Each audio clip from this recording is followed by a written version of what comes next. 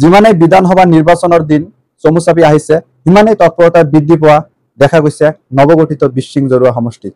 হয়, মই ৰফিকুল ইছলাম, আপোনালোকে চাই আছে প্ৰতিদিন টক্স ডিজিটেল। জানিব পৰা মতে বিশৃং জৰুৱা বিধানসভা সমষ্টিত এইবেলি AIUDF দলৰ টিকিটৰ বাবে বহু কেইজন আশাবাদী প্ৰাৰ্থী, কিন্তু তাৰ ভিতৰত এটা নাম চৰ্চিত হৈ পৰিছে। এটা গোপন সূত্ৰই জানিব পৰা গৈছে যে বিশৃং জৰুৱা বিধানসভা সমষ্টিত এইবাৰ ডক্টৰ ৰেজা আমিনৰ টিকিট হোৱাটো নিশ্চিত, কাৰণ যোৱা ৫ বছৰত বিশৃং জৰুৱা সমষ্টিৰ ৰাইজৰ মাজত ডক্টৰ ৰেজা আমিনে ব্যাপক জনপ্ৰিয়তা লাভ কৰিবলৈ সক্ষম হোৱা বুলি জানিব পৰা গৈছে। কিয়নো ২০২১ চনৰ বিধানসভা নিৰ্বাচনত জলেশ্বৰ সমষ্টিৰ পৰা AIUDF দলৰ হৈ নিৰ্বাচন খেলিছিল ডক্টৰ ৰেজা আমিনে। যোৱা বিধানসভা নিৰ্বাচনত বৰ্তমানৰ নৱগঠিত বিশৃং জৰুৱা সমষ্টিৰ বহুকেইখন পঞ্চায়ত আছিল জলেশ্বৰ সমষ্টিৰ অন্তৰ্ভুক্ত।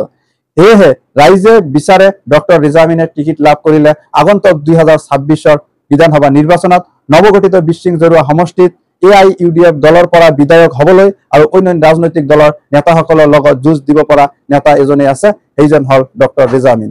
আপোনালোকে যদি ভিডিঅ'টো ফেচবুকত চাই আছে তেতিয়াহ'লে ভিডিঅ'টো শ্বেয়াৰ কৰি চেনেলটো ফলো কৰিব, আৰু যদি ইউটিউবত চাই আছে তো ভিডিঅ'টোত এটা লাইক কৰি চেনেলটো ছাবস্ক্ৰাইব কৰিবলৈ নাপাহৰিব। ধন্যবাদ।